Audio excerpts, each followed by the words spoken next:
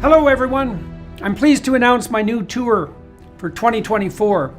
Beginning in early February and running through June, Tammy and I and an assortment of special guests are going to visit 51 cities in the US.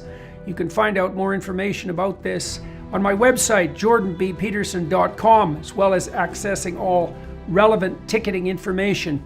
I'm going to use the tour to walk through some of the ideas I've been working on in my forthcoming book, out November 2024, We Who Wrestle with God. I'm looking forward to this. I'm thrilled to be able to do it again, and I'll be pleased to see all of you again soon. Bye-bye. I mean, if you look at the predictors of going to college, one of them is having two parents at home. That's one of the strongest predictors of going on to obtain a bachelor's degree. The other piece is, when I think back to the guys I grew up with, and two of them went to prison. I had one friend who was shot. College may not have been the right path for those guys. College isn't the right path for everyone. But I do think that if they had been in an environment where there was more family stability, good role models, they wouldn't have been shot to death.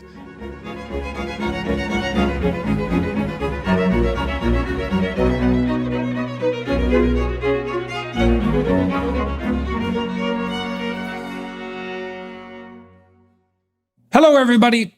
I'm talking today to Dr. Rob Henderson, who's a novelist and a public intellectual, a psychologist, and author of the recent book, Troubled, a memoir of foster care, family, and social class, which was released in February. And we really talk about not so much his book exactly, although also that, but Rob's experience growing up in the foster care system in the United States, in California, and his transformation, sequential transformations of personality and status as he moved from the foster care system, very fragmented and chaotic childhood upbringing, into the military, and then to Yale and to Cambridge. And so quite an upward arc on the academic and intellectual side. And we review his book, the autobiography that's laid out in this book, talking about his early experiences and concentrating as well on his developing ideas of family fragmentation and the manner in which that fragmentation has been aided and abetted by the same elites, essentially, that Rob studied with at Yale and perhaps to a lesser degree at Cambridge. And so he's the originator of the notion of luxury beliefs, right? The idea that the elite classes who are yammering constantly about privilege have as one of the privileges they're unwilling to discuss the privilege of adopting ideas that are very, very harmful to dispossessed people, especially those who are economically dispossessed.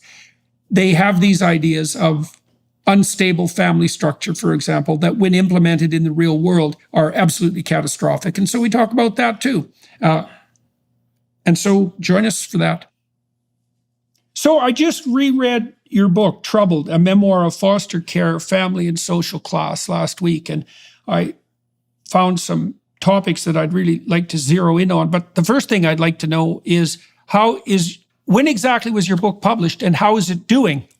It was published February 20th. So as of this conversation just a few days ago, I think it's doing well. It seems to be well received. A lot of my Substack subscribers are leaving positive feedback on Goodreads and on Amazon, and it's been reviewed in various outlets. And so far, I've been really pleased with how things have developed. I hit some strange obstacles on the way. Initially, my publisher and I thought we'd do some kind of a mini book tour, maybe visit some bookstores, do some book signings, and that ended up not going through, which was really disappointing for me. But fortunately, others have stepped into the breach, and we've been able to do some events outside of the bookstore promo circuit. But so far, I've been very pleased.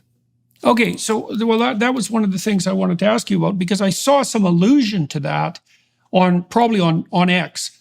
So why have you been unable to arrange a standard book tour in book shops? I mean, you'd assume that bookshops would want to sell books since that's what they do. Mm-hmm. And I ran into trouble with booksellers with my books because they certainly didn't promote them, and they often hid them, and that was particularly true in Canada. Mm. Now, what effect that had is hard to say. It might have had a positive effect, all things considered, because it was publicized. But still, to call it appalling is to say almost nothing. It's this kind of underground shadow banning that seems to be a characteristic of our age. Okay, so what exactly happened to you, and how do you explain it? Because you'd think that if your book would have been published in the 60s, it would have been something like a clarion call to the left, right? Because you grew up under restricted circumstances, to say the least, and it's a tale of you prevailing despite that.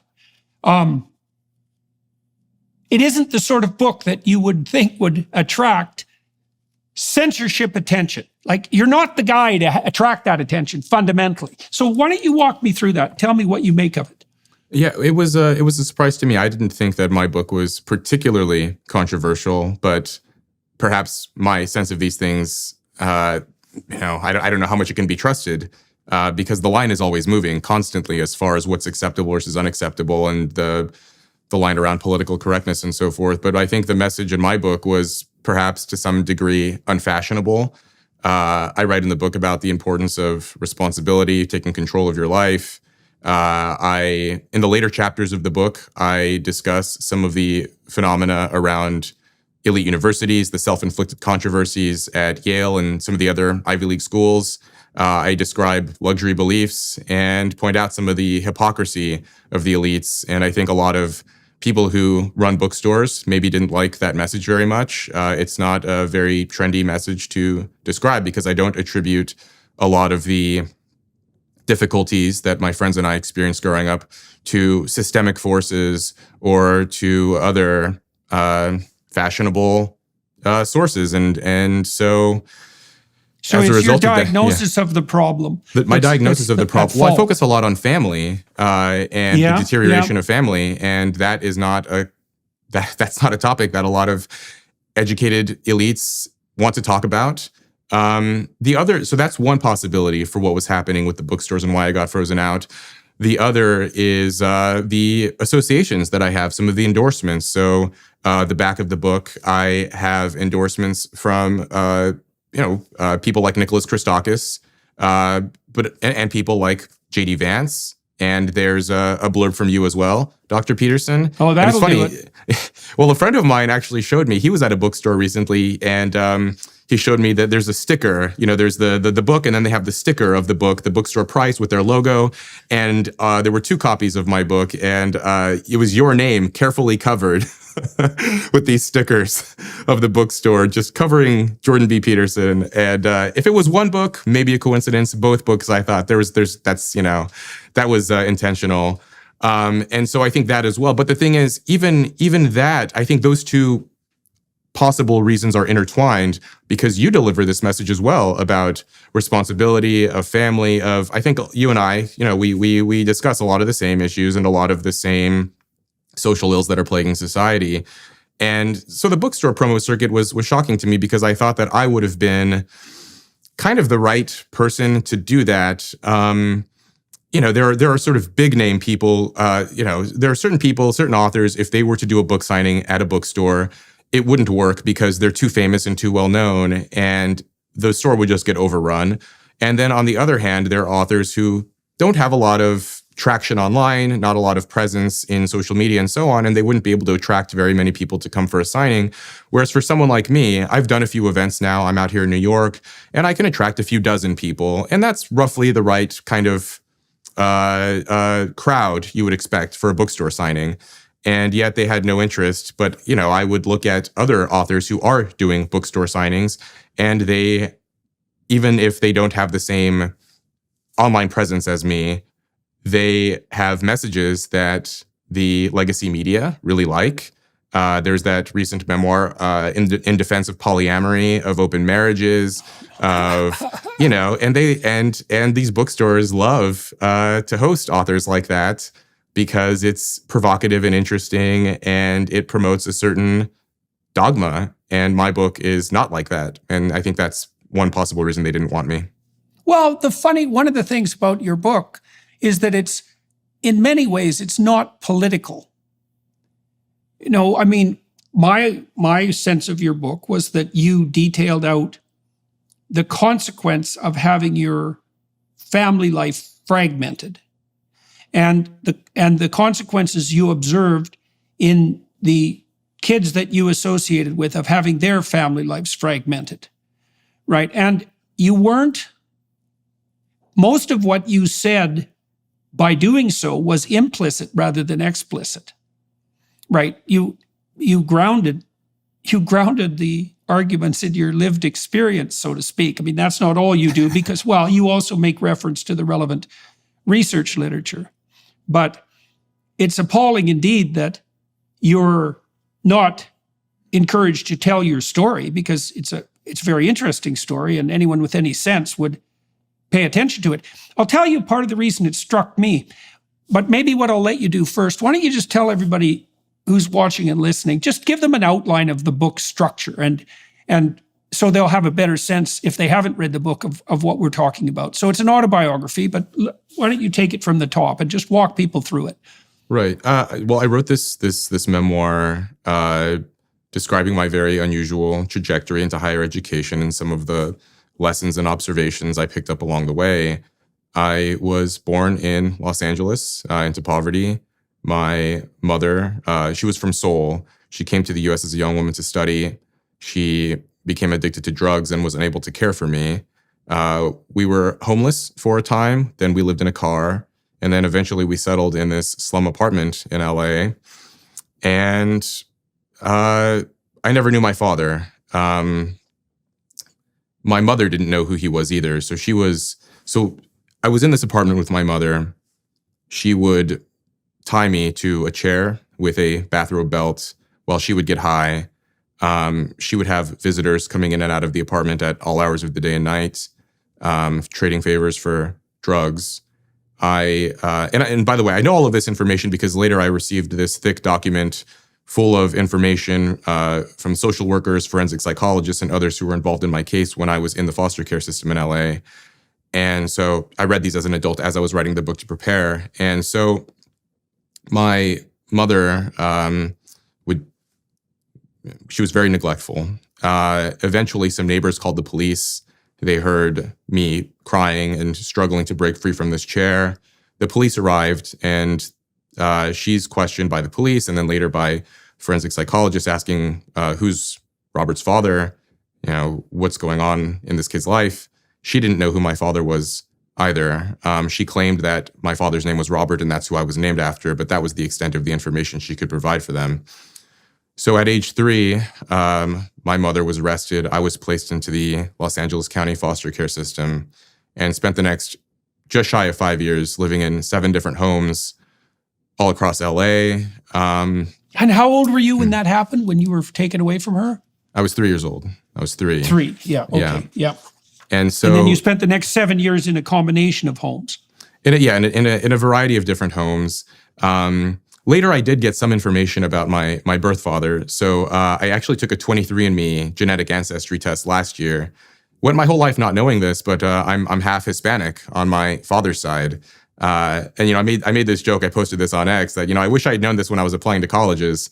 But a friend of mine, I showed him the results, and he was like, "Okay, so you were sort of Asian mixed race." He was like, "You went to bed white adjacent, and you woke up as an underrepresented minority." But I didn't know this, and so spent. I lived in El Monte, in San Gabriel Valley. These are kind of rundown areas in Los Angeles. Some of these foster homes had upwards of 8 to 10 kids living in them. LA is one of the most overburdened. I mean, the foster system in the US in general is extremely stressed as a system, but LA, it's especially bad. So I remember some of these homes, we'd have 4 kids to a room. It was two bunk beds, 2 kids on the top bunk, 2 kids on the bottom. There are just so many children who need homes and not very many foster parents available. And so the tacit agreement seems to be that, as long as kids are being fed and aren't actively being abused, that it's better for them to be in one of these homes than to be sleeping on the street, which is true. But the system is extremely disorderly, and it's just impossible to supply care for that many kids for a limited number of adults. And so I document these experiences in these homes.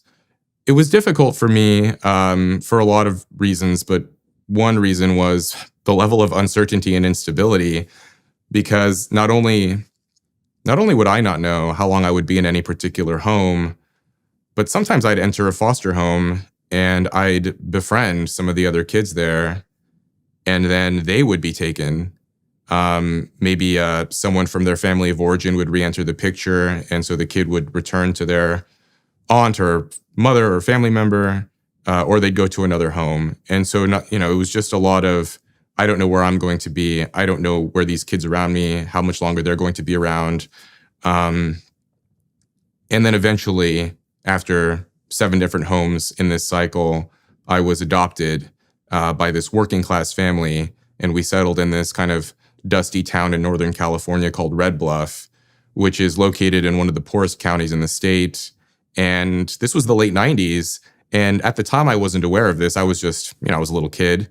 But in hindsight, having read a lot about class and family formation and what's occurring across the country, I got this front row seat to witness firsthand the kind of family breakdown that scholars like Robert Putnam and Charles Murray and others have been documenting over the last few decades. And so my adoptive parents divorced, and there was a lot of chaos and financial catastrophe and drama, not just in my life with this adoptive family, but the lives of my close friends and those around me in this blue-collar town. And I describe some of my friends' experiences and their outcomes as well in the book. And then you close the book. So you end up in a family that's actually reasonably stable for some period of time, although it had its instabilities as well, its confused instabilities. But you go from there to the military. And you actually, this is another reason maybe why your book is contentious, because you actually have pretty positive things to say about your military experience, all things considered. I think you ran into its limitations for you after it had disciplined you to some degree. But you certainly do point out that for you, especially at that time in your life, the predictability and relative severity of discipline, predictable severity of discipline was actually very good for you. And you found mentors and a pathway in the military that put you on a solid track. Yeah, and that's right. That got you funneled to higher education. Might as well fill that part in too. Well, yeah, that's right. The enlisting in the first place was not the most well thought through decision. By the time I was 17, going through all of these experiences, I just knew that the path I was on was not the right path. I saw, by this point, I was sort of self-aware and reflective enough that I saw where my life was headed, where the lives of my friends were going. I had 2 jobs in high school. I worked as a dishwasher at an Italian restaurant, and then I was a bag boy at a grocery store. And I had some older male coworkers in their early, mid-20s, and I would interact with them and hang out with them. And, on the one hand, I was 17, and I kind of thought these guys were cool because they'd buy beer and weed for my friends and I, and, they were just older, cool guys who had access to things that my friends and I couldn't access. But even at that time, I did think it was strange that some, 25-year-old guy would want to hang out with a bunch of high schoolers and drink beer with us. And I thought to myself, is this what I want to be when I'm 25? And, that kind of carefree life, living weekend to weekend, is fun when you're 17 or 18. But when you're 25, it just seemed a little pathetic. And so I barely graduated high school. I had a C- average, 2.2 GPA.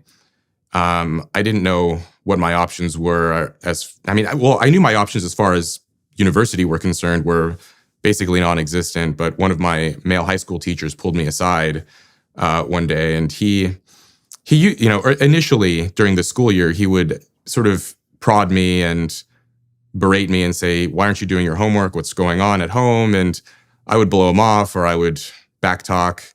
And then eventually, I think he kind of gave up that route and just started talking to me and asking me, we talk about sports, or we talk about whatever television. We just talk about whatever was interesting to me. And one day he showed me a picture of himself in an Air Force uniform on his computer. He pulled up this photo and he basically said, this might be an option for you. He said, I can tell that you're not academically focused at the moment, but I can tell you're a smart kid and this might be a good option for you. And so that was one of the things that planted the idea in my mind. There were others as well. I lived with my friend and his brother my senior year of high school, and their father had also been in the Air Force, and he tossed that idea out to me. And so there were these kind of male figures in my life, not quite role models, but just older male figures that I trusted. And at that time, I probably wasn't aware of this, but I was longing for that kind of guidance from some older male mentor or figure, just someone who could give me some advice on what I should be doing with my life. I didn't have a father. I had no male presence at home. And so the military became this option. I enlisted as soon as I graduated high school. I was still 17 years old. I had to have my adoptive mother sign what essentially was a permission slip because I was still legally underage.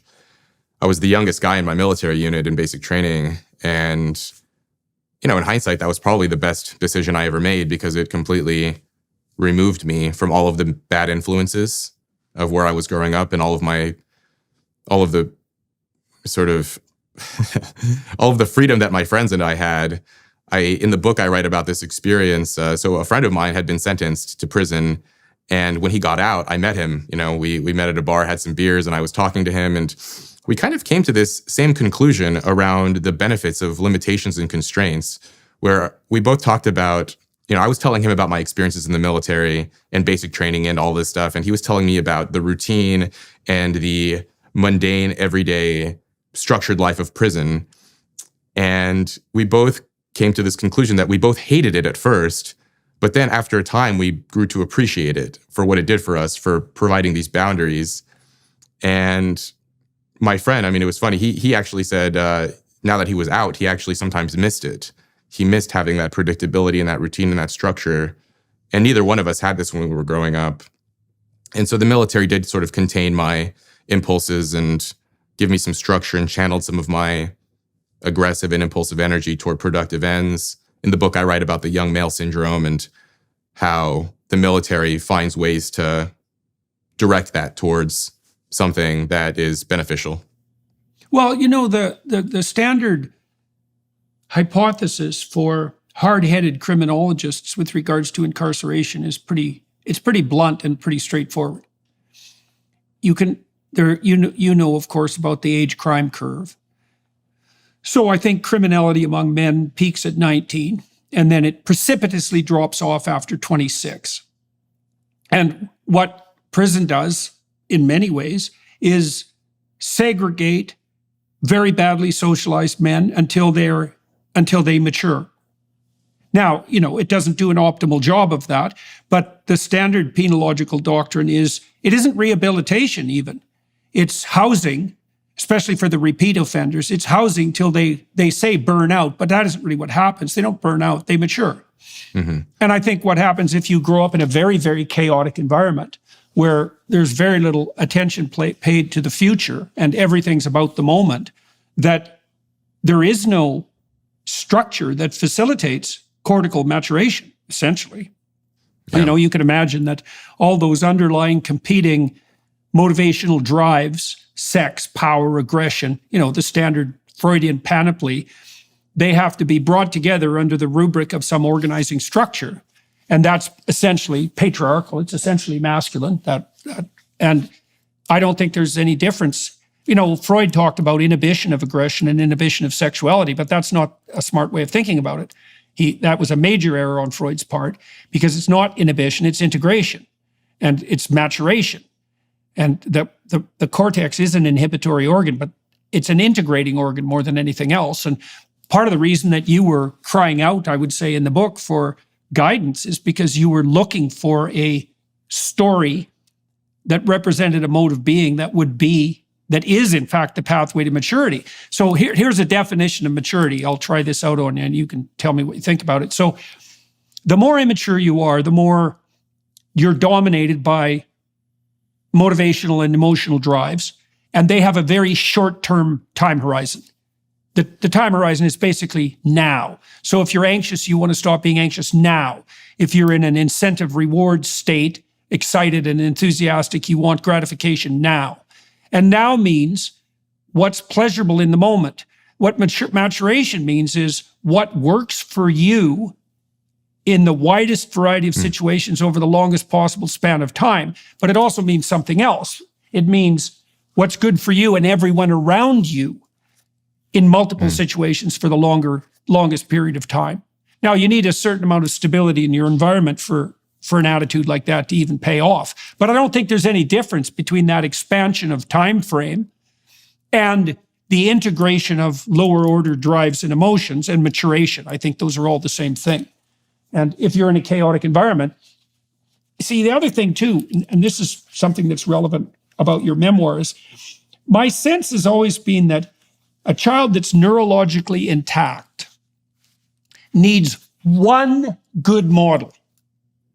That's enough. And like, you can derive it various ways. You derived it partly from reading, but then you put it together piecemeal from the fragments of people you met as well, right? Zero role models is a catastrophe.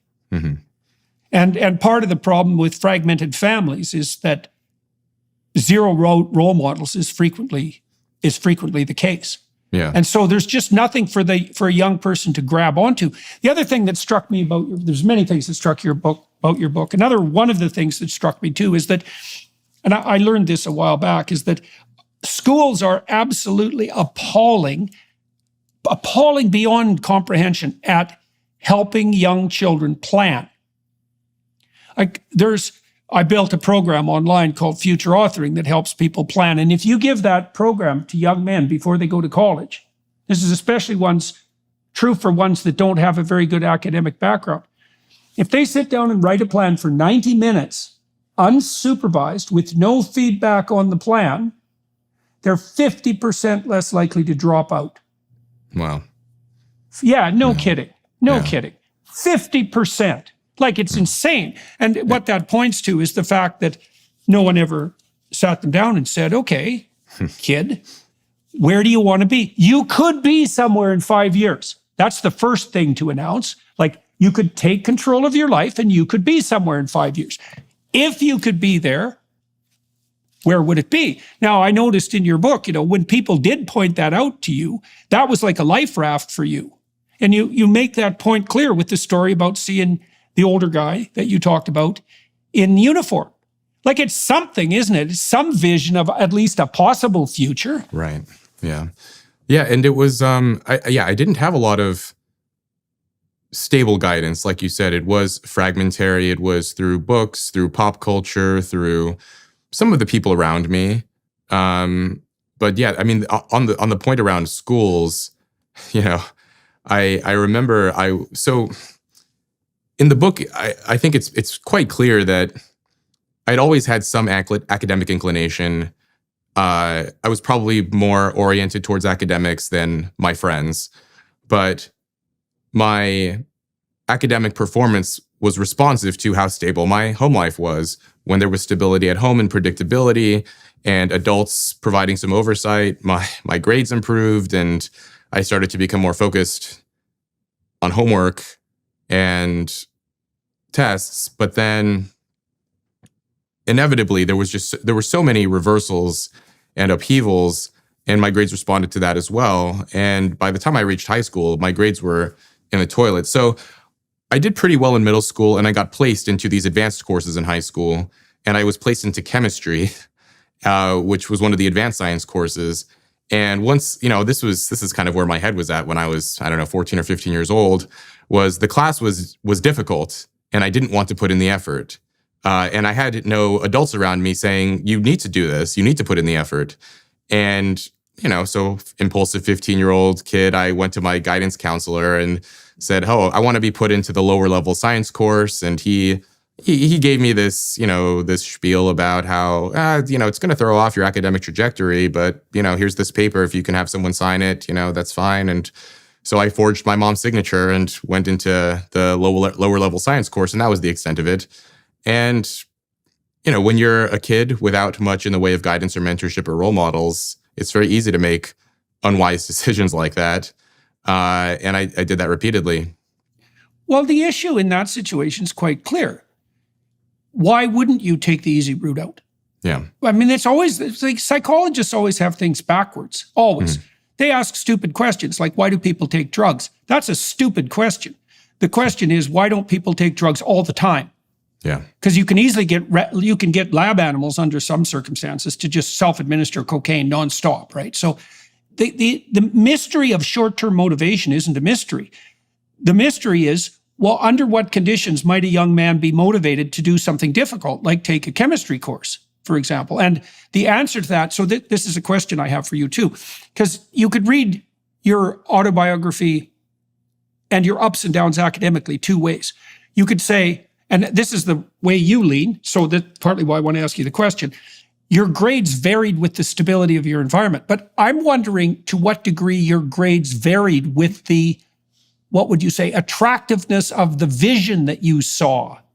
Because like when you got to the military and you saw a career in front of you, for example, you buckled down and worked like mad.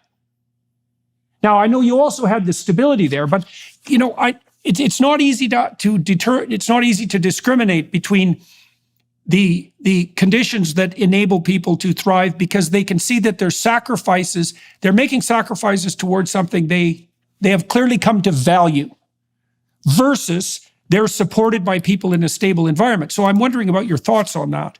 I like that distinction. I mean, perhaps sort of implicitly or unconsciously, I was longing for that long-term vision, but I would just say, like, in the moment, it was, I don't think very many 17 or 18-year-olds are really thinking that far ahead into the future in a sort of a deliberate, intentional sense. I really think it was about sort of responding to the incentives of the moment. And one of the things the military did, and one, good parenting and good sort of adults and mentors do, is sort of contain that energy so that once the young person reaches the point where they have the ability to reflect and consider the future, you sort of shepherd them to that point, and now they can sort of think about their own futures and what they want for their lives. Whereas for me, it was more just about making bad decisions and containing that to reach that point. Financial experts thought we were in the clear. While these experts anticipated rate cuts, inflation in the United States is still a significant economic concern. Think about it. The US is in the hole by $34 trillion, and yet we keep printing money, which pushes the prices you pay every day even higher. So you can bury your head in the sand, or you can do something about it. Diversify a portion of your savings into gold with Birch Gold Group. Gold is your hedge against inflation, and Birch Gold makes it easy to own. They'll help you convert your existing IRA or 401k into a tax-sheltered IRA in gold, and you won't pay a penny out of pocket. Make gold part of your savings strategy and buy it from Birch Gold. They've been the exclusive gold partner of the Daily Wire for over 7 years now, literally helping thousands of our listeners, and they can help you too. Make gold part of your savings strategy and buy it from Birch Gold. They've been the exclusive gold partner of the Daily Wire for over 7 years now, literally helping thousands of our listeners, and they can help you too. Text Jordan to 989898 and get your free info kit on gold. Then talk to a precious metal specialist about protecting your savings from persistent inflation with gold. Text Jordan to 989898 now. Right. Okay. Well, so we could say that in a stable environment, maybe this is a way of rectifying the two perspectives or reconciling them. You could say that in a stable, well-run household, the value of the future is implicit in the rituals of the household, right? Like the household itself, the reason we would regard it as well-run and stable is because it does take a long-term view. And and your point is, go ahead. Well, as you're saying this, and then even as I'm thinking about my own answer, I'm realizing I'm actually leaning more and more towards your point now, and a story just occurred to me that I tell in the book, actually. So there was a period in my adolescence where there was some stability. My adoptive mother entered a relationship with this woman, and they raised me from roughly age 9 to 13, and with some hiccups along the way and after. But I remember I was 13 years old, and my mother and her partner, Shelley, they, I had some chores and some responsibilities around the house, but they wanted me to build a fire in the mornings so that the house would be warm by the time they got up at 7 o'clock to get ready for work. So they asked me to get up at 5:45, 5:30 and do this for them because, heating a home with firewood was less expensive than central heating. And Northern California can get a bit frosty in the winters. And I remember I argued with them about this and I was angry. This idea that I had to get up so much earlier than everyone else in the house. And my mom and Shelley sat me down, and I'm 13 years old. And again, I probably wasn't thinking that much about the future.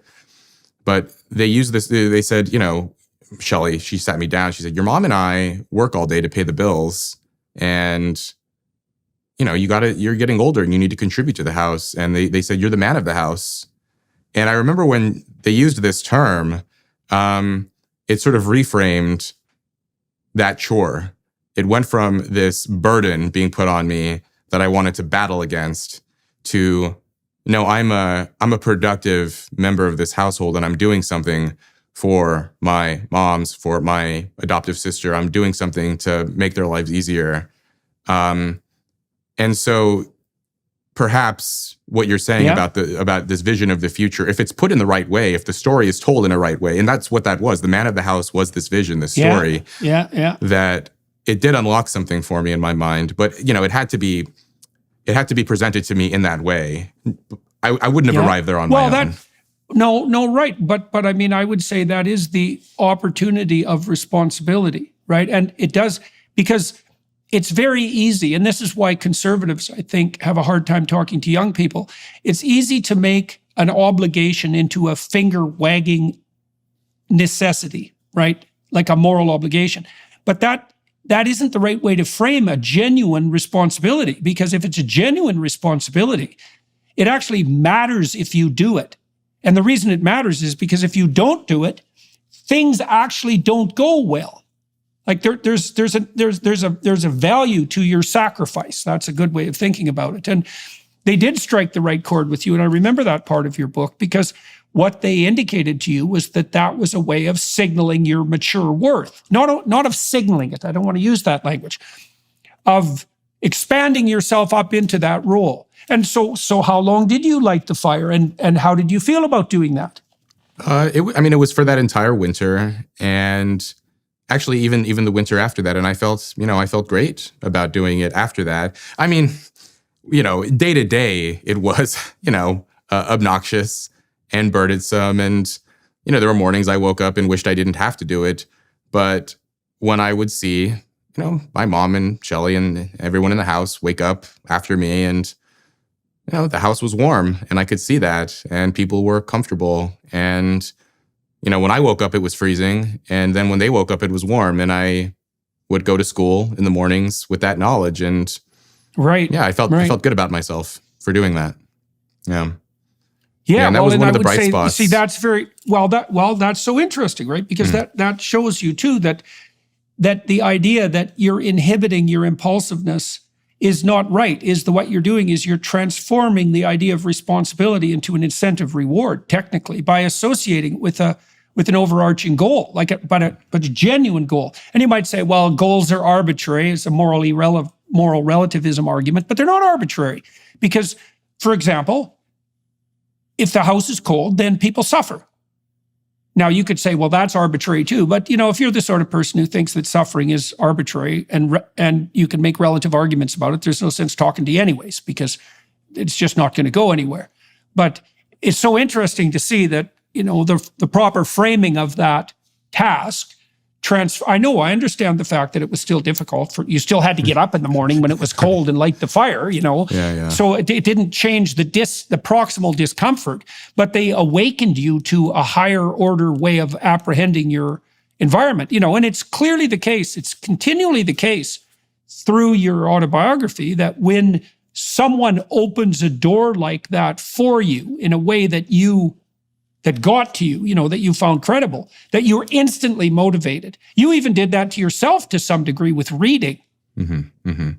So why don't you walk through that too? Because, that was the first account I had read of someone who learned to read well at an old enough age so they remember the realization. So, what happens to lots of kids, and this is so appalling because there's no excuse for it whatsoever. So reading is burdensome until you can read for meaning, right? So if you're sounding out words, or even if you're sounding out phrases, or even if you're still trying to figure out sentences, because you haven't automatized the perceptions, then it's effortful. But as soon as you cross that threshold, and now you're reading for meaning, it's instantly, insanely rewarding. And so what you need to teach kids how to read is massed practice at automatization, right?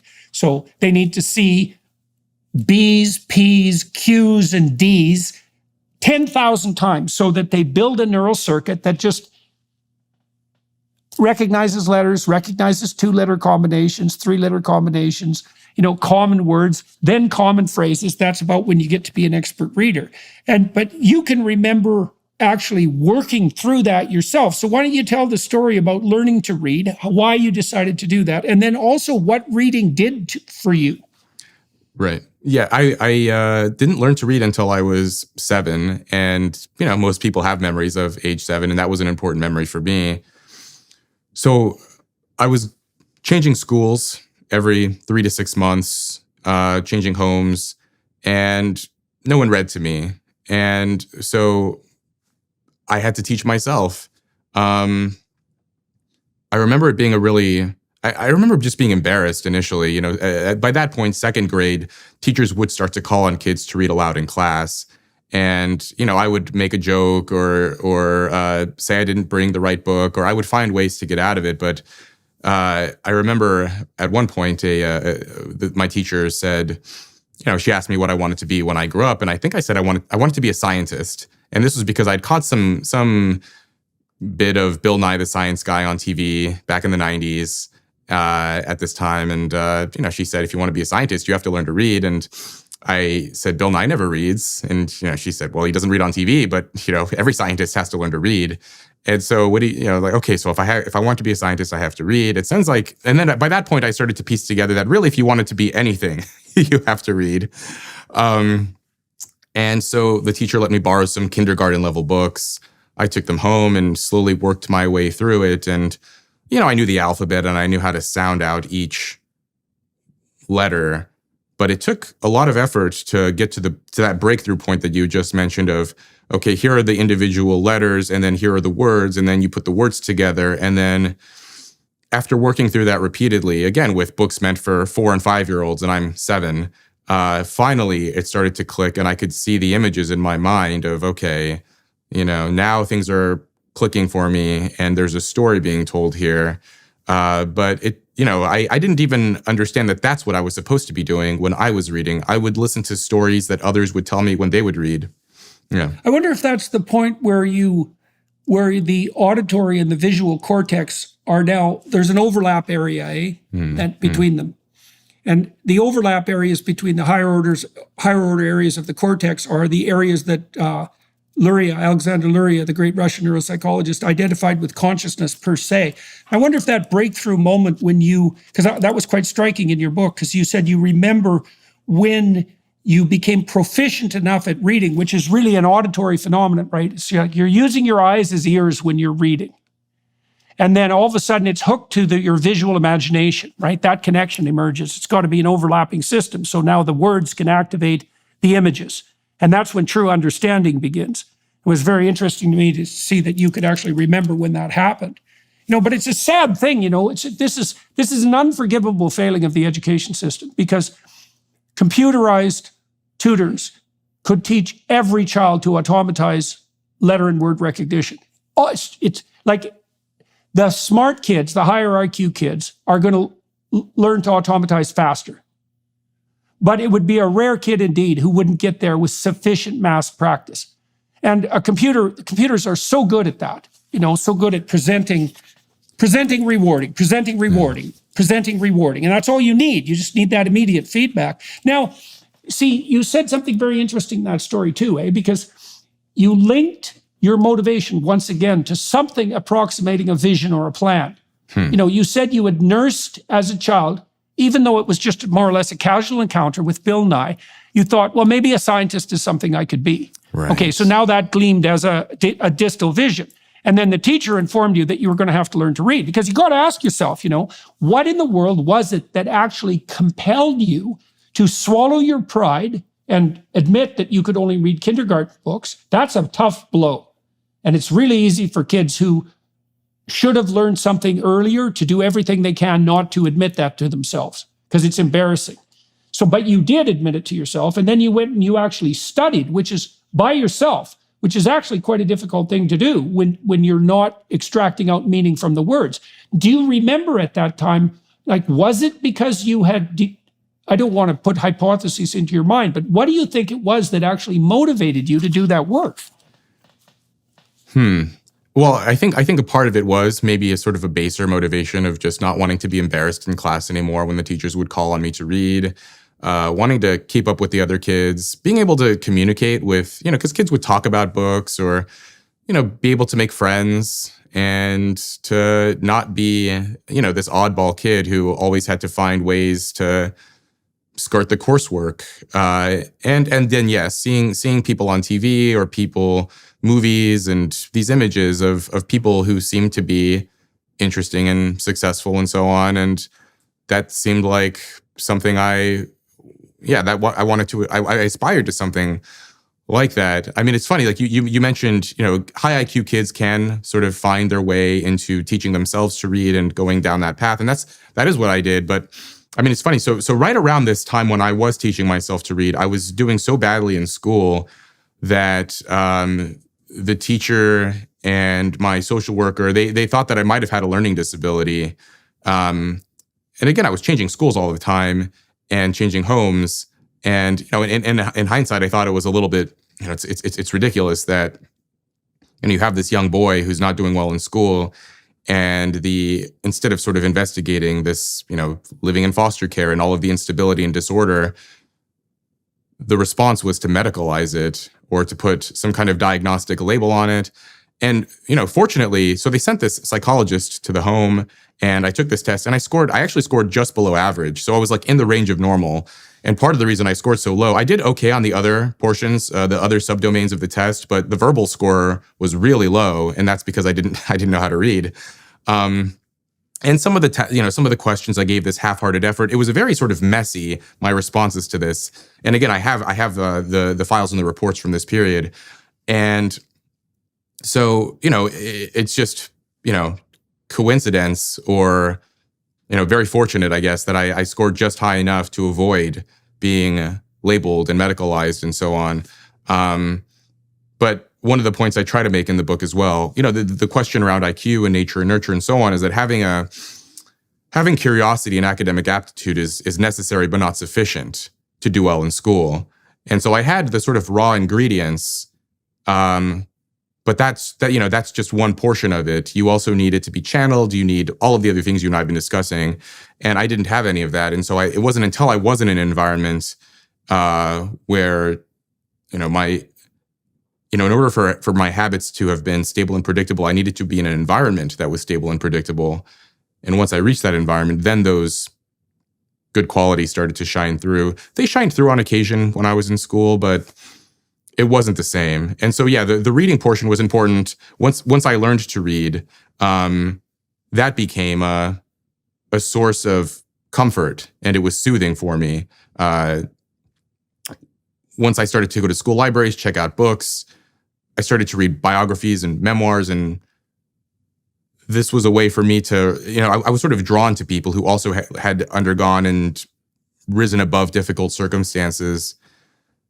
And I didn't know at that time, I wasn't consciously aware that I was seeking out these stories for some specific reason. But in hindsight, I think I was looking for some kind of inspiration or a source of guidance. Yeah. Yeah. Well, definitely. And unsurprisingly, I mean, that's what stories are for fundamentally. Yeah. And it's not surprising at all that you would gravitate to the ones that bore most specifically on your circumstances. It's also interesting too, that this is part of that interplay between environmental instability and planning. There isn't a lot of point in planning if your plans are always going astray for reasons that you can't control, right? And it is also something that can undermine your faith in planning itself. And one of the things the military did for you clearly was set up a circumstance where the rules of the game were very clear, right? If you did the work, you were going to get the reward. And that actually worked, right? And so you say in your book, for example, that there was at one point, you were promoted much earlier, much more quickly in the training regime than was typical, right? So you could also see a direct payoff there. It's shouldn't say direct. It worked on both ends, say, Jordan. It was the reward was immediate. You perform these tasks in Excel, you'll be rewarded. And then on the other side of that, if you commit these transgressions, if you violate these guidelines, you'll immediately and swiftly be punished. I think both of those things were important. Right. You're sort of definitely. almost trapped. The military is like this, I don't know, like a giant Skinner box or something of like, do this, positive reinforcement, negative, it's all there. And so even something as simple as failing a drug test. So they have these random drug tests. You never know when it's going to occur. If you fail a drug test, you can be court-martialed and go to military prison. Whereas in the outside world, for my friends, for example, who didn't follow that same path, I mean, you can do a lot of drugs. You can have a lot of promiscuous sex. You can commit a lot of crimes and drink and drive. You can do all of these things. And that can carry on for years before finally the consequences arise from that. Whereas the military had this system in place that, if you drink and drive once and you're caught, that's, then it's prison. If you do this, it's the penalties are very explicit, clear, and swift. And so it works on both ends, punishment and reward. And I think both of those pieces in place were important for me. I mean, it's funny. I did do well on the military exams and the promotion, and I was always promoted ahead of schedule. And it's strange because even in those moments, my good and bad qualities kind of shined through. I was promoted early, and I earned those promotions. But as I was writing the book and describing my experiences, it may not have been ideal for me to have achieved promotion so early, because in the military, at least in the Air Force at this time, once you reach a certain rank, they allow you to move off base and get a house or a place outside in the civilian world. You still go to the base for work when you're on duty, but then you go home to your residence. And so I got promoted very quickly. And when I was 19, I got a house with some friends off base. And we turned this into like this giant kind of party house. And that allowed me to make bad decisions and drink a lot and get into trouble. And so strangely, it's almost sort of ironic that the fact that I was able to excel led to this point where I was able to be in a position of complete freedom again and again start to make self-defeating decisions. So anyway. We are in the midst of Lent, the 40 days leading up to Easter. Many Christians are choosing to give up alcohol, social media, and other distractions to focus more on prayer, fasting, and giving. Hallow's annual Pray 40 Challenge is one of their most popular.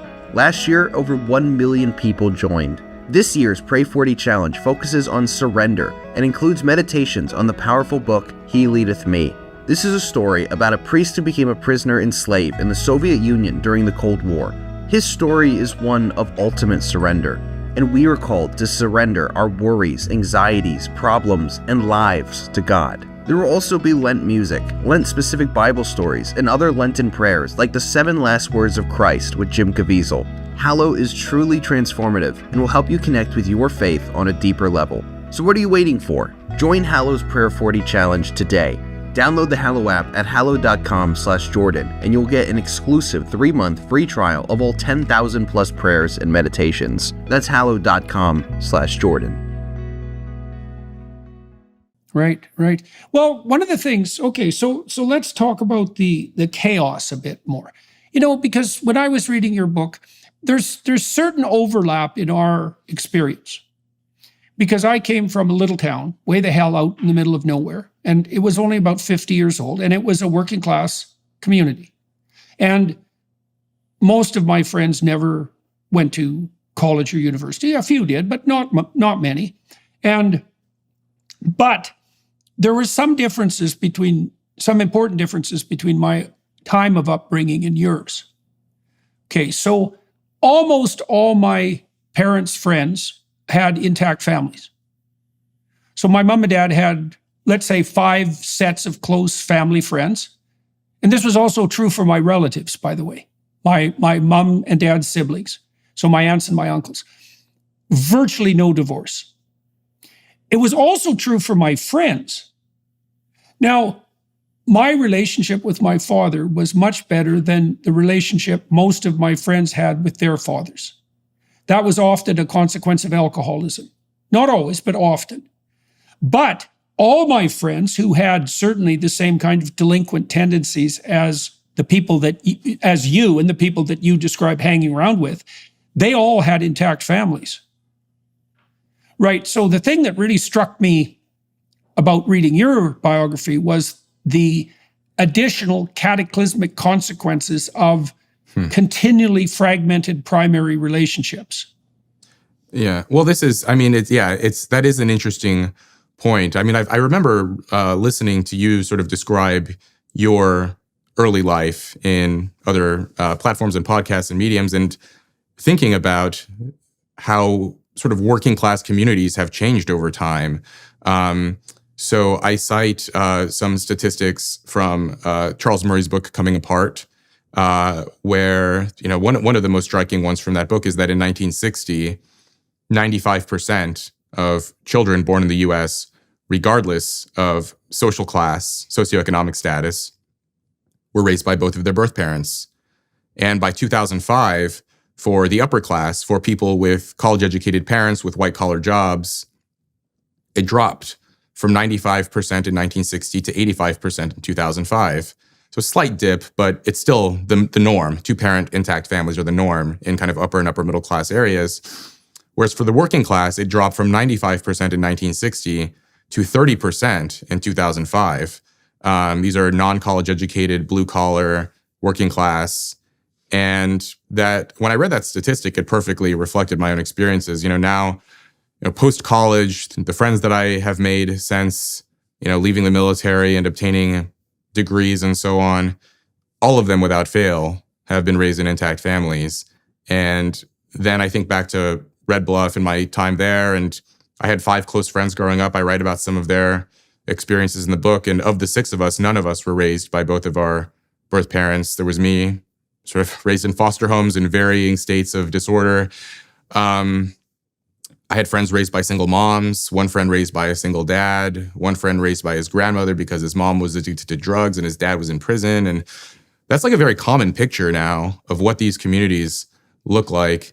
I remember seeing an interview with you, Jordan. I don't remember which it was, but you described how family deterioration has sort of hit people based on sort of their level of marginalization and vulnerability and predilections and so forth, and how it sort of hit sort of poor Black families first, and then poor white families, working class families. And now what I was seeing in Red Bluff by the late 90s, even kind of lower middle class families were also kind of deteriorating more and more, sort of creeping more and more upward.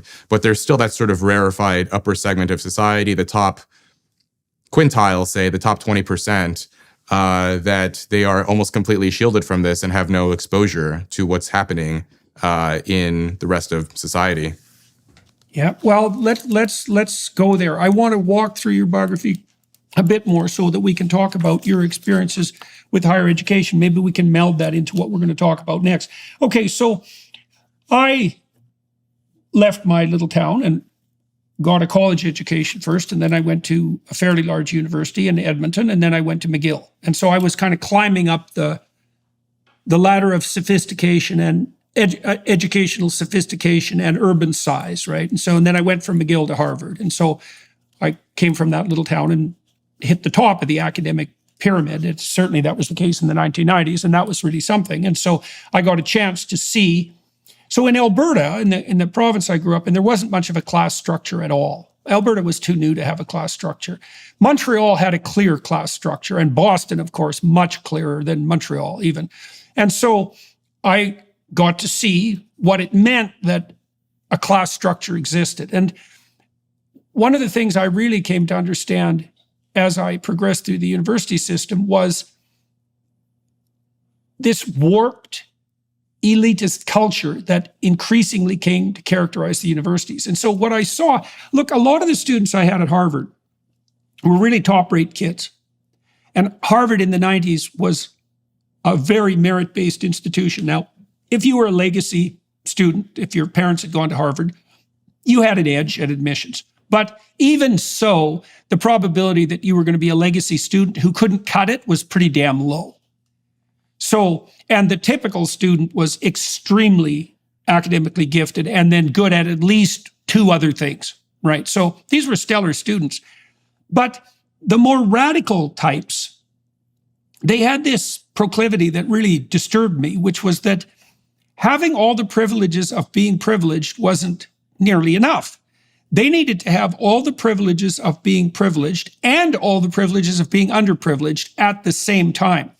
And so I want to run a variant of the luxury beliefs idea past you, because I think luxury beliefs have, which is a lovely phrase, by the way, they have two dimensions. The first is they provide you with a universal explanation for very complex phenomena so you don't have to think about them ever again. And the oppressor-oppressed narrative fits that perfectly, right? Because you can analyze, it's like Marxism gone, it's like manic Marxism. Marx at least had the sense to note that the primary differentiator in terms of oppression was economic. And you can make a reasonable case that to those who have more accrues, and you can also make a case that once you have, it's easy to engage in regulatory capture to make the playing field unfair so you can sustain your advantage. Okay, and so if you're going to throw the Marxists their bone, that would be the bone to throw them. Well, Marxism fell out of favor in the 1970s, even among intellectuals, although they were very annoyed about it. And then it morphed into this meta-Marxism where every single possible comparison between people became an oppressor-oppressed comparison. Now, the advantage to that is that you can learn that analytic process in 10 minutes. So we did some research in 2016 that showed very clearly that the best predictor of politically correct authoritarianism, so you can imagine that that's this insistence upon an oppressor-oppressed narrative. There's a cloud of ideas that surrounds that. The best predictor of that was low verbal intelligence. It was a walloping predictor. It was correlated at, I think it was negative 0.48. It was more correlated than grades and IQ. It was a walloping correlation. Okay, but there's another element too that, and this is probably more germane specifically to the notion of luxury belief, is that imagine that people have beliefs because they explain the world, but also imagine that they have beliefs because they confer upon the holder unearned moral virtue. And this oppressor-oppressed narrative is a 2-for-1 because it provides you with a comprehensive explanation of every sociological, political, and economic interaction imaginable, because they can all be viewed through the lens of power. Plus, it presents you with a one-move solution to being moral.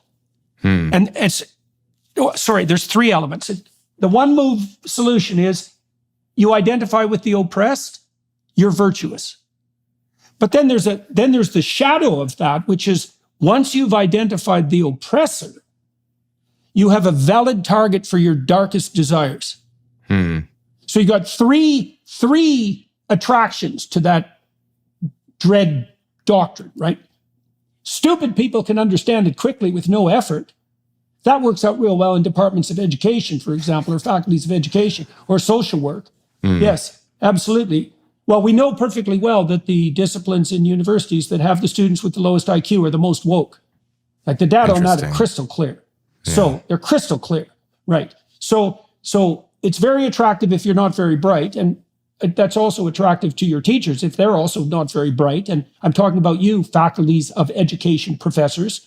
And then you are morally virtuous because you're standing for the oppressed or for the oppressed, or you can even claim oppression for yourself, at least by proxy.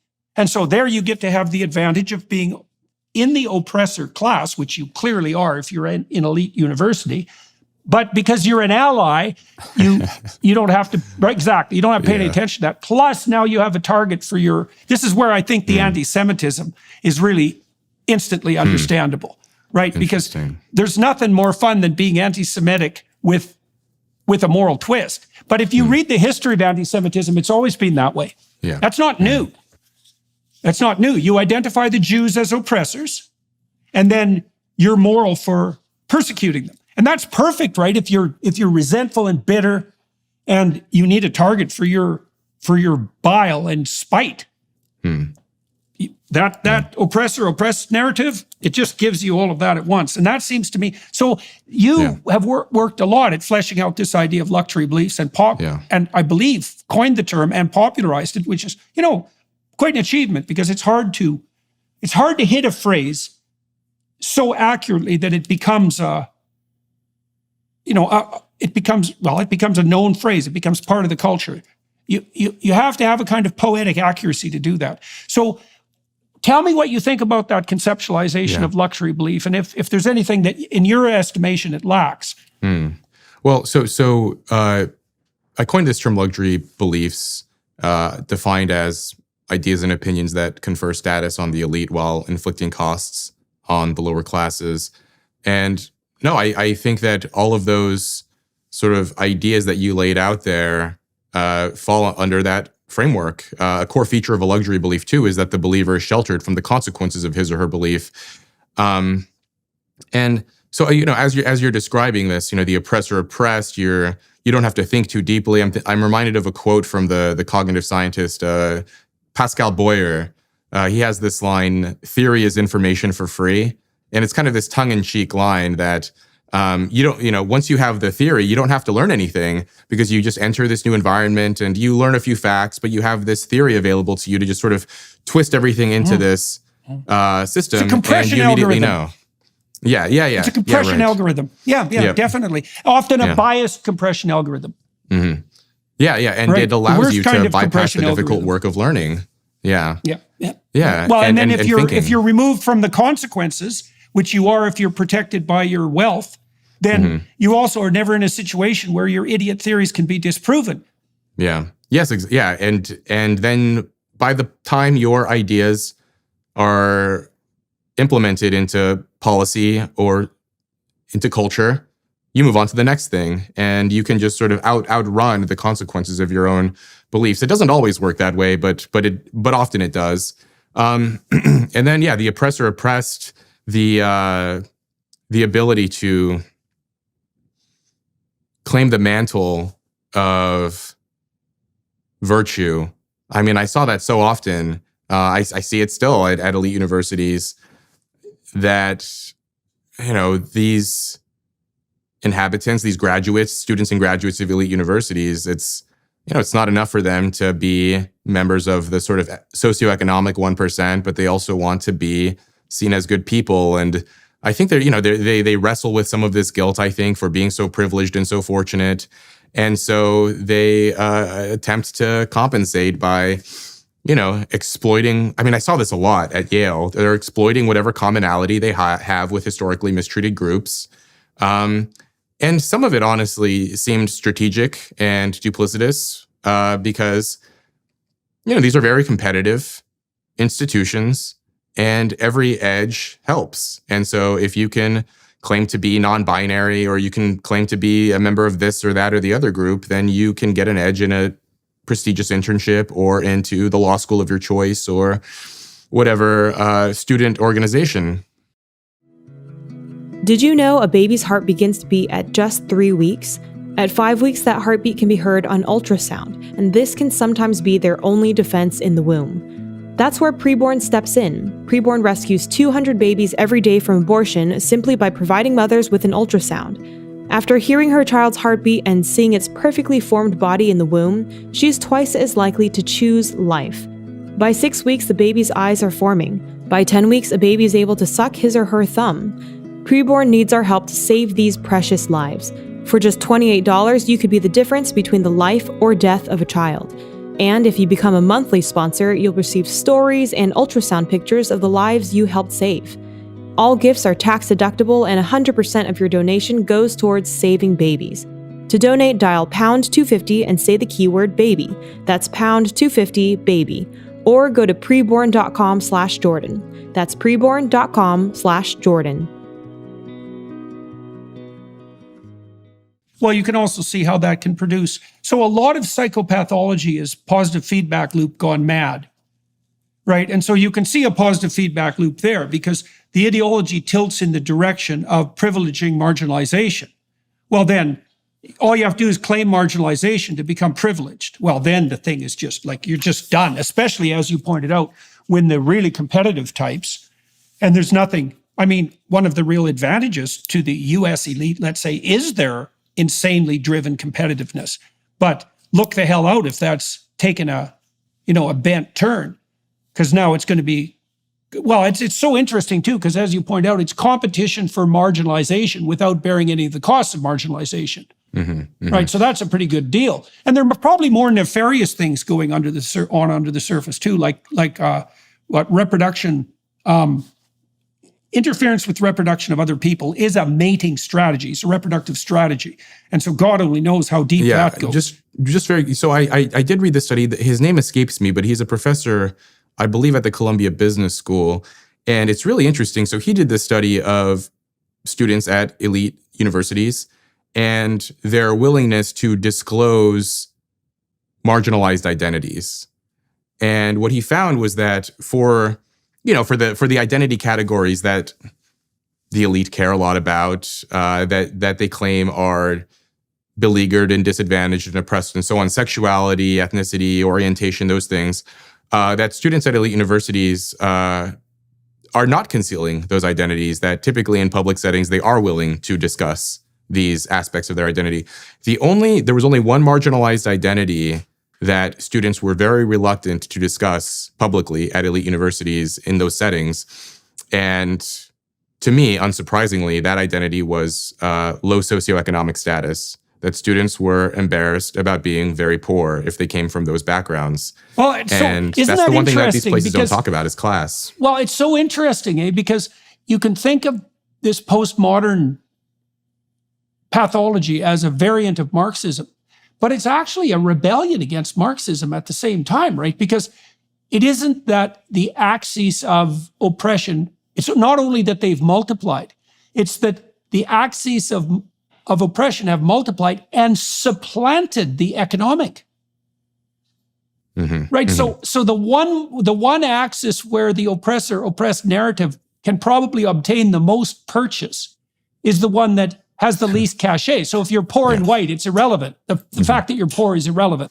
Yeah. Right. I mean, even if Now, you're poor and non-white, honestly, I mean, it's really interesting, these institutions where there's a lot of even that. There's a lot of embarrassment about being very rich. So students aren't going to brag about coming from very wealthy families. They'll conceal that identity. But they are also, the poor students will also conceal that identity as well. It's like everyone wants, that the myth in America, everyone's middle class. And I think there's something about universities too, that no student wants to be known as poor, no student wants to be known as rich. But being poor is that is like you're describing, that is actually something that Marx got right, that actually being very poor is very difficult, especially in the modern West, that these other identities, we've gone a long way to becoming more tolerant and welcoming and so on. But being poor, regardless of time and place, it's always difficult. And that's the one thing that these universities and the students within them don't want to discuss or concentrate on. Well, I also think that the overwhelming emphasis on sexual identity has an unbelievably dark shadow too, because, sexuality, like any primal drive, is when in its full manifestation, it's very focused on the immediate. Now, everyone knows that sexuality, like aggression, can be exploitative. In fact, the woke types squeak about that all the time because they view most heterosexual normativity as exploitative sexuality. They're perfectly aware that sexuality can be exploitative. But if you're out for a hedonistic time, then valorizing your sexual identity is the best way of transforming a vice into a moral virtue. right? It's unbelievably dark. One of the things I've been quite struck by recently too, is there's a lot of research on the dark tetrad now, right? Psychopathy, Machiavellianism, narcissism, and sadism, because they had to add sadism, because it looks like those other three culminate in sadism. Okay, so here's a question. What predicts short-term mating proclivity? The answer is, well, it's dark tetrad proclivity. And that's related to something even more deep biologically, because there's two types of reproductive strategy. There's K and R. And K means carrying capacity, and R means just reproduction. Like a mosquito is an R reproducer. So it has like 1 million offspring and like one lives.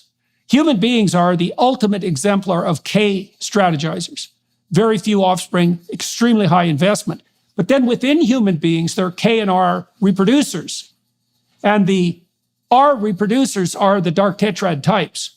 And so you can't have sexual licentiousness on the basis of identity without inviting in the sadistic psychopaths. So that's another fun little twist on the luxury belief phenomenon. On this idea of, defining, it's what I find interesting about people who want to speak and proclaim about their identities around sexual orientation is many people are happy to identify with this sexual orientation or that, but very few people seem to be willing or eager to be identified with their actual sexual history in terms of their actual behavior. And I'm thinking here around this idea around slut shaming, or around how many partners you've had, or what young people now call body count.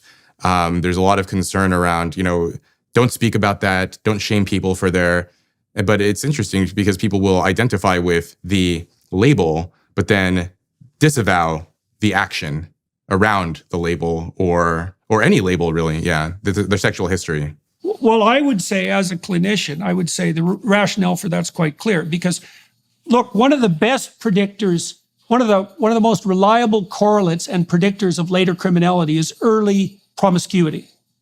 And that's been known for like 40 years. And it's partly because the psychopathic, narcissistic, Machiavellian sadists exploit other people and themselves for sexual gratification. Well, the reason that there's a brouhaha about slut shaming is because the hedonistic narcissists don't want to be called out for their behavior. And so what they do is they make being held responsible for their own deviant and exploitative behavior, they make being called out on that a moral failing of the person they're accusing. Yeah. Which is a really interesting maneuver. And it reminds me of, there was a big study in 2020, which found that so this was on the dark triad. Sadism wasn't studied in this particular paper, but they found that the dark triad traits correlated with victim signaling. Yeah, well, that's a typical cluster B. It's typical cluster B psychopathology. It's like the way that you cover up your predation with the claim of being victimization. A victim. Right. Absolutely. Absolutely.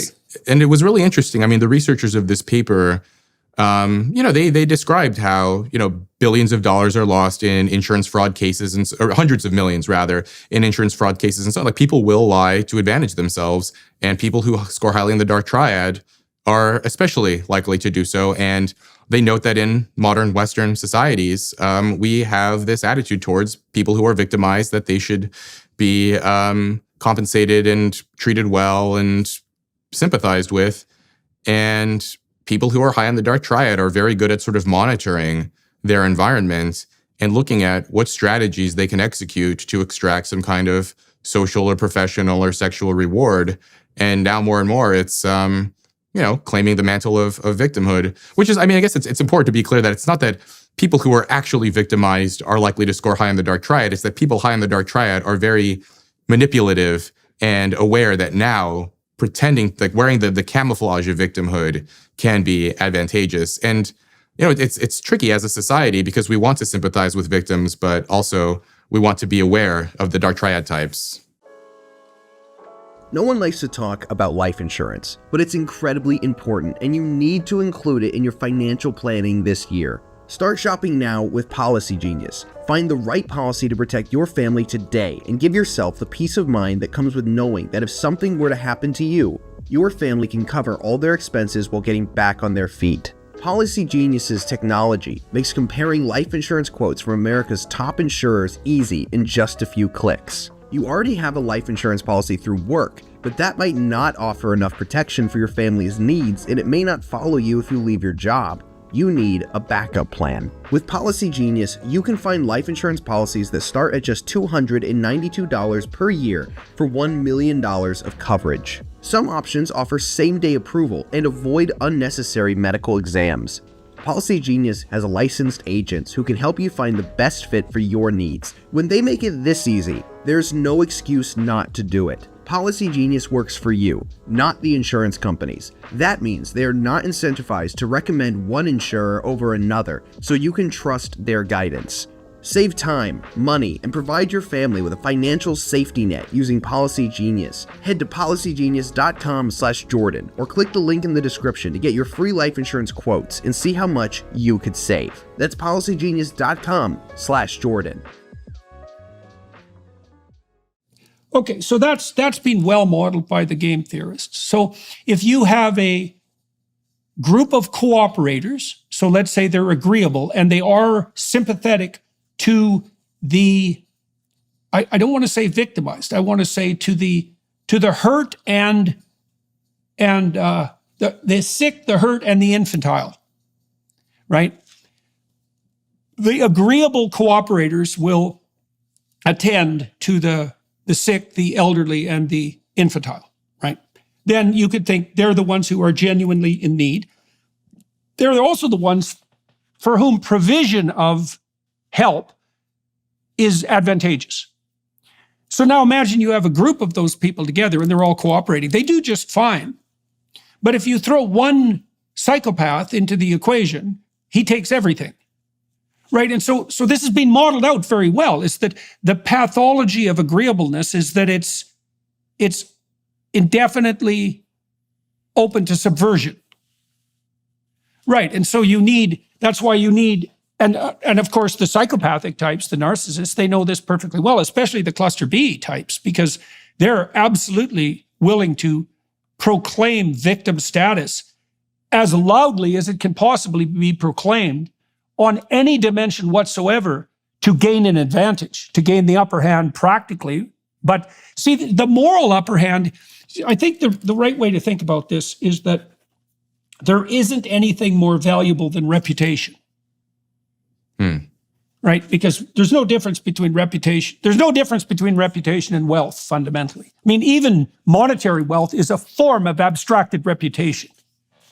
So, it's just being tokenized, essentially, like money's tokenization of reputation. Well, the problem is reputation can be gamed.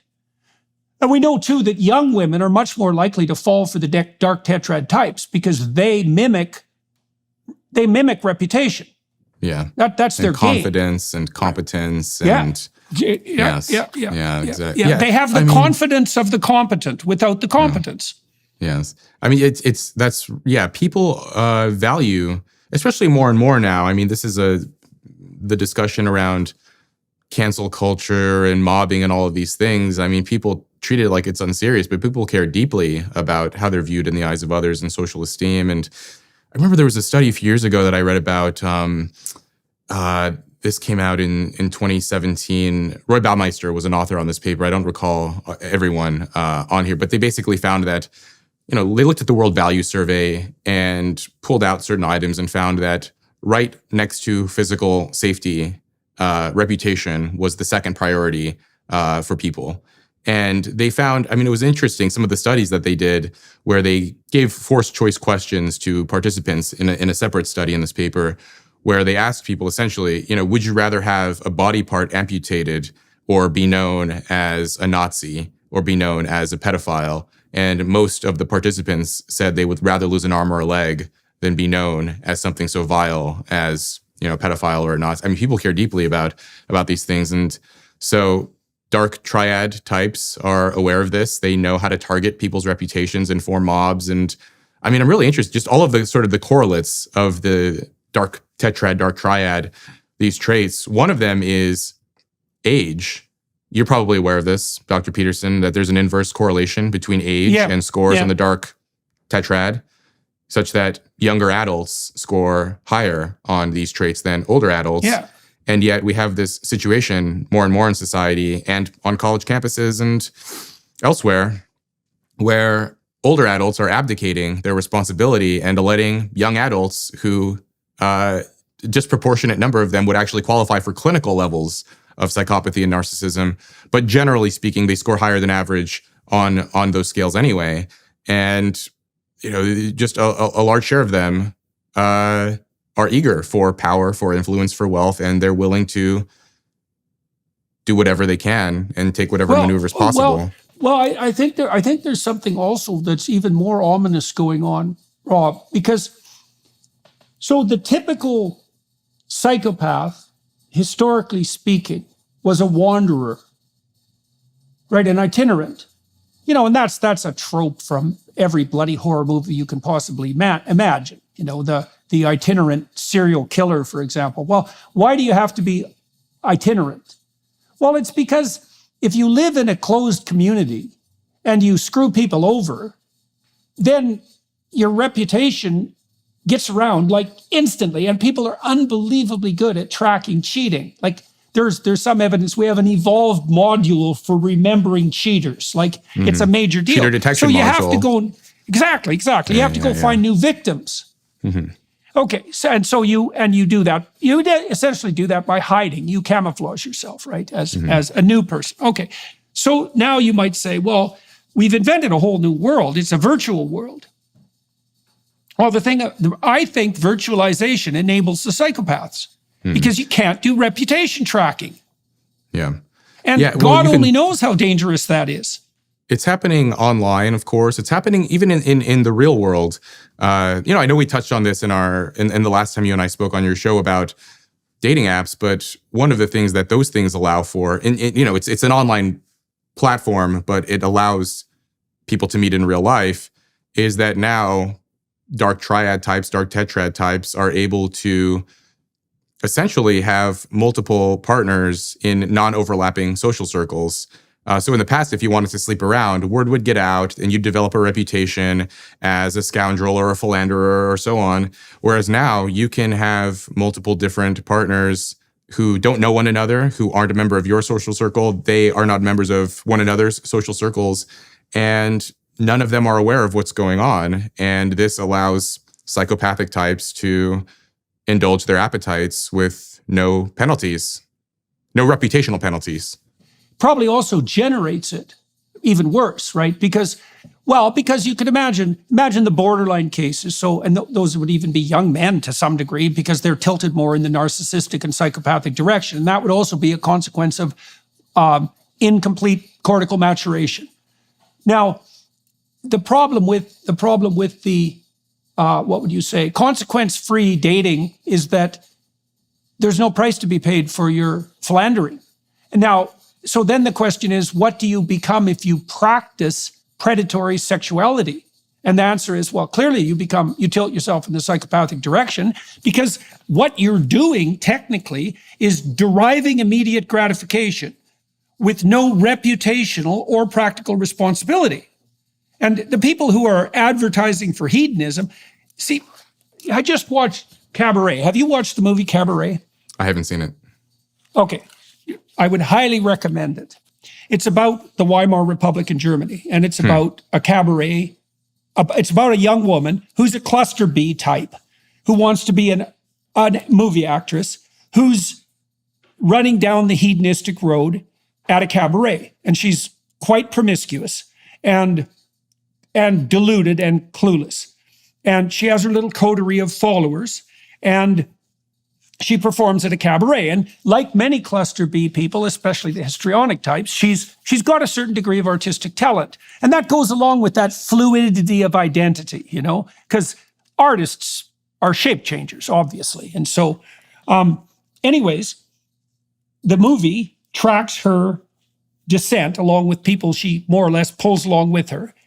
But what's very interesting about it is that the director does a brilliant job of this, is that the Nazis are in the background constantly, right? So there's this immense tension between this hedonism, this unbridled, hedonistic, short-term lifestyle that's hypothetically free and enlightened, like the luxury belief types, and the Nazis who are waiting in the wing. And I've been trying to puzzle this out conceptually. So imagine that a large proportion of the population devolves towards impulsive sensuality. Okay, it's a responsibility-less mode of being. Okay, but as your book indicates, things fall apart because of that. Well, when things fall apart, there's an unconscious clamor for the tyrant, right? So you get this hedonism tyranny dynamic. Now you see the same thing in the movie Pinocchio. You remember in Pinocchio, the delinquent boys go to Pleasure Island, right? But underneath are the slavers who turn them into braying jackasses. It's the same, and that movie was put out, by the way, just before the Second World War, right? So they had their finger on the pulse. But so there's this insistence in classic stories that hedonism and tyranny go hand in hand, right? It's bread and circuses to some degree in the Roman emperors, right?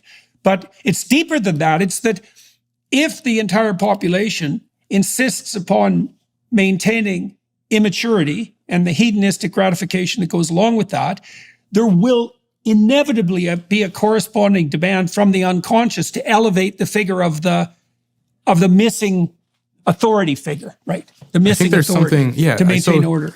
I read this study. I think he's a Danish psychologist, Michael Bang Peterson, and some of his co-authors. Where the study was on populism, and what he found was that it was a study on populism, on status. They had a variety of different measures, but one of the things the study concluded, they had measures of the need for social status, the desire for dominance, the proclivity to be interested in populism, and he found this inverse correlation between the drive for status and the interest in populism. And what he basically concluded, him and his co-authors, was that people who support populism, they themselves aren't actually that interested in status. What they want is a strong leader. They are not interested in ascending to those high positions in society. They would rather just elect a strong man to implement their preferences while they can go about their business and live their lives. And they're not that interested in getting involved in influential political and cultural roles. Whereas people who are very opposed to populism have a strong desire for status, and they don't like the idea of a strong man. They themselves want to be the influential leader or the person who gets to call the shots, and they don't like the idea of the strong man. And I'm thinking about what you're describing, that the kinds of people who are tilting more and more towards populism, they're looking at their lives and they're not seeing their preferences and values reflected in the communities around them, of families deteriorating and communities suffering and people out of work and jobless and addicted to drugs and so on. And maybe they themselves aren't interested in a political career, but if they hear someone say how they're going to fix things and clean things up, they'll vote for that person. Meanwhile, the upper segment of society who, when they look around, they see an environment of relative order and cleanliness and people who are doing well for themselves and highly educated and well off. They don't see the need for a strongman leader. And many of the people who are in those sort of gated and safe areas, they themselves are interested in influential positions in society. Right. And they're the ones who want to run things. Okay, so you'd have to differentiate that further, eh? Because then you could differentiate the populist admirers into two camps. There'd be those that are looking to, those who are generally concerned with the emergence of disorder and who don't know what to do about it. And then there'd be those who want to abdicate all responsibility for self-governance to a centralized authority. Interesting. Right, exactly. Now, on the wealthy side, you'd have the same kind of division. You'd have the people who genuinely want to take responsibility for the political, and those who are opposed to populists because that's competition for their psychopathic power seeking. Yes. That sounds right. Yeah, so there's a sort of a benevolent and malevolent side of both of those. Both, yes, exactly. Well, and I haven't seen any psychological research pertaining to the relationship between impulsive hedonism and admiration for more authoritarian beliefs. I haven't seen. It'd be I haven't very seen any interesting to research on see that either. tested. No, I've seen nothing. I've seen nothing like that, right? Because Yeah. and that's, well, there's lots of things that psychologists do a very bad job of studying, and certainly left-wing authoritarianism is like very high up there on the list. And so the other thing I was curious about, something you said earlier, that I've really been struck in recent years by the willingness of the left in particular. And these are the leftists who I think are part of the camp that you described as the elitists who want it all, right? They're very willing to sacrifice the poor to their hypothetical ideals, right? And so I've also seen no research at all. Like, I'm very curious to know if what the cloud of meaning around these so-called luxury beliefs might be. Because one of the things I've really seen happen in Europe, it's really an appalling thing to watch, is that the very people who once, so these people on the left, who once were hypothetically on the side of the economically oppressed, are absolutely 100% willing to implement policies that will demolish the poor in the service of their utopian and self-aggrandizing beliefs. And you pointed out some mechanisms there. It's like, well, what does it cost an elite young woman who's at Yale and who's highly likely, let's say she's above average in attractiveness, she's bright, she comes from a family that's doing well, she's intelligent, she's going to get married. It costs her nothing to claim that her compassion is so overwhelming that she's willing to accept anyone's disgraceful behavior. In principle, it costs her absolutely nothing. The price is definitely paid by the truly poor. And it does happen from the bottom up, right? And you know why? Because the farther down you go in a hierarchy of status and reputation, the more stress there is. Yes. Yeah. And so if you increase the amount of chaos, you knock off the bottom people.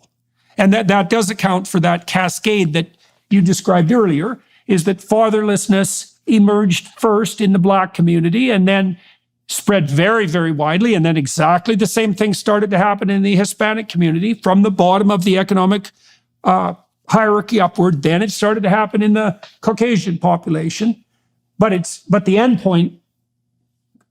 point appears, if you just map out the trends, the end point appears that there will be fewer and fewer people in stable relationships. I mean, it's happening at an incredibly, but the people that are in those relationships, they pay no price whatsoever for expanding their tolerance to include all forms of behavior that actually work to undermine that necessary stability.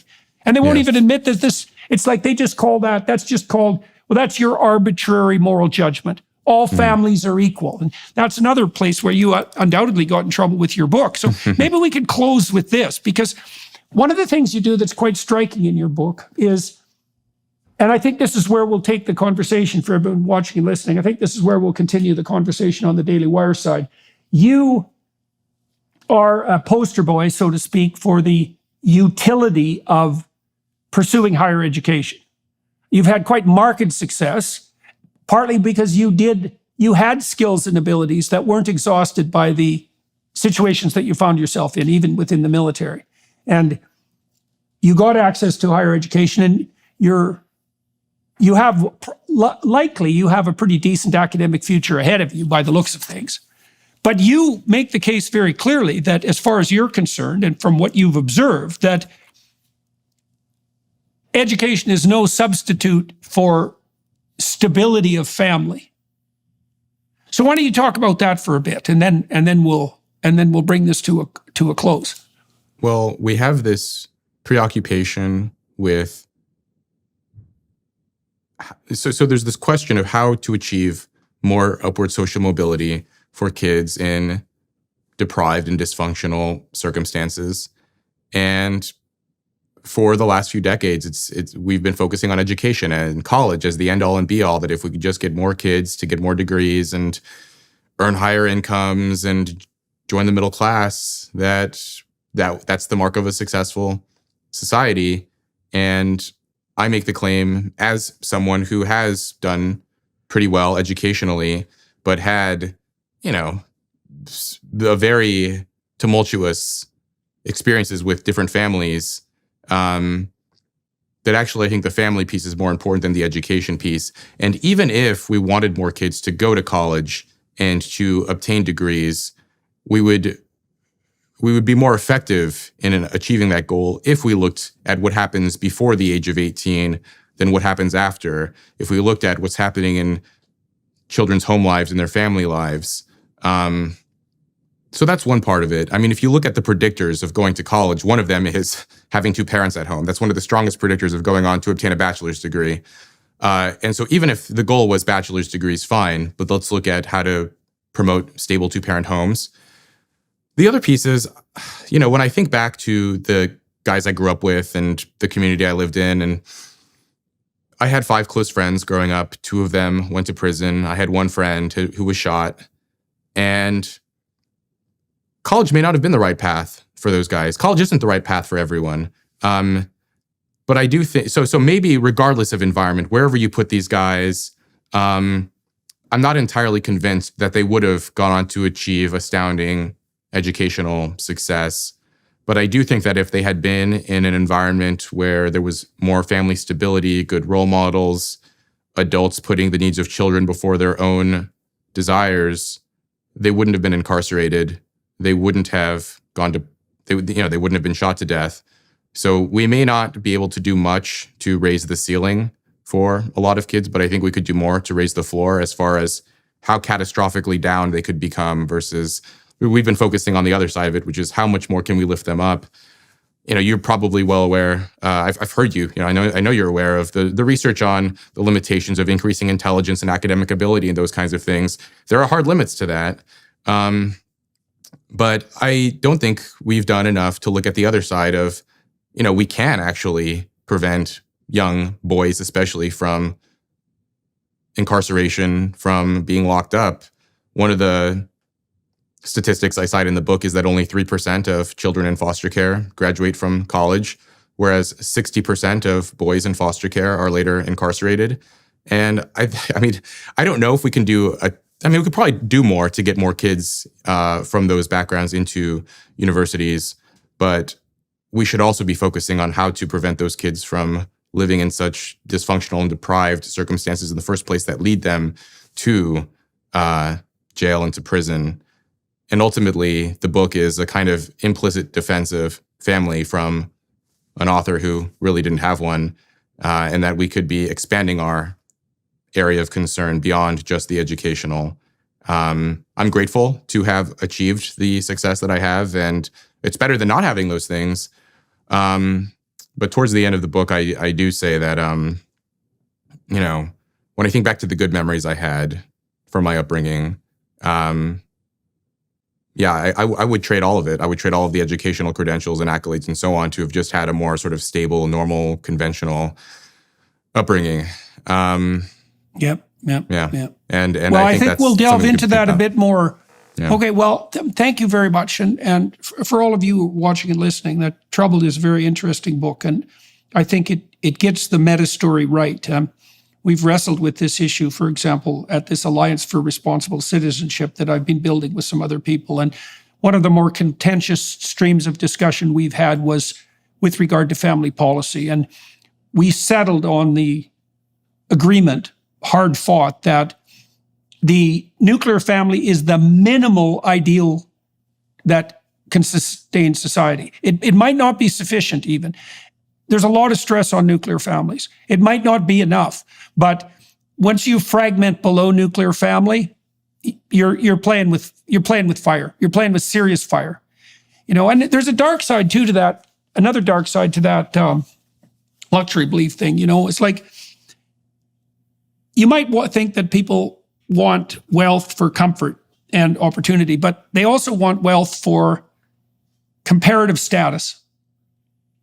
And it's very much advantageous for the psychopathic wealthy to ensure that the fragmented masses are so chaotic that they don't get to have what the rich have. right? Because a lot of status is having something that someone else doesn't have. It's not the same as wealth, right? Yeah. And so it's the real, sort of a the real relative. psychopath types, well, there is literature showing a relationship between the dark tetrad. And so imagine this, you can imagine a situation where here's the deal, you can have your salary doubled, but your friends have their salaries tripled. Right. Or you can contrast that against relative deprivation conditions where your relative status is elevated at the cost of other people's well-being. Well, the psychopathic narcissist types will pick the elevation of relative status at the cost of other people.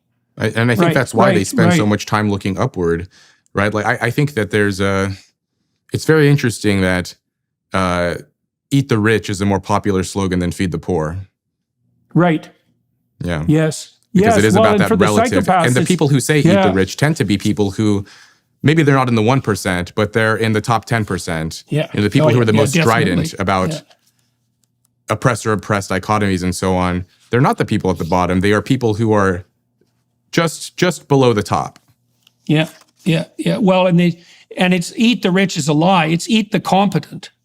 That's really what they mean. Yeah. And that's the real rallying cry of the real narcissistic psychopath. It's like devour the competent. And when you say, if I say to someone who's competent, you just got everything you have by stealing it, that means it's perfectly, not only is legitimate for me to steal it, if I'm oppressed, it's actually morally obligatory for me to steal it, right? That's a very dangerous situation. That's exactly what was set up in the early Soviet Union. Exactly that. And the psychopaths came out of the woodwork, man, and they just turned that whole society into hell. Yeah. Right. Same thing in Maoist China, in the Cambodian genocide. Yeah. I mean, if you want, this kind of veer off topic, but the Cambodian genocide is fascinating because they basically speed ran communism and compressed all the horrors of the Soviet Union into about 3 years, and they killed a third of the country's population. Horrifying. I mean, yeah, it's absurd that we don't have more education around what happened in communist societies, but that's an aside. It is quite the stunning miracle of stupidity. That's for sure. All right, sir. Well, thank you to everyone watching and listening to this discussion today. I'm going to continue to talk to Rob on the Daily Wire side. I think we'll delve into slightly more personal matters on that side because I'm curious to find out. Well, I'm curious to talk a little bit more about research hypotheses. Since I don't have the opportunity to do that much now that I'm no longer working for a university. But I'm also curious about finding out a little bit more about what you think the lasting effects for you have been as a consequence of being raised in an environment where long-term relationships were tenuous, to say the least. So that's what we're going to do on the Daily Wire side. So you guys are welcome to join us for that. And thank you very much, Rob. It's a pleasure talking to you. I'm glad to hear that despite the fact that you don't get to do a book tour, that at least not to bookstores, that your book is doing well. And I think it'll continue to do well. So, and hopefully this podcast will help to some degree for that. And everybody watching, listening, thank you very much for your time and attention, and to the Daily Wire Plus people for making this possible. That's also much appreciated. Good to talk to you. Thank you, Dr. Peterson. It's a pleasure.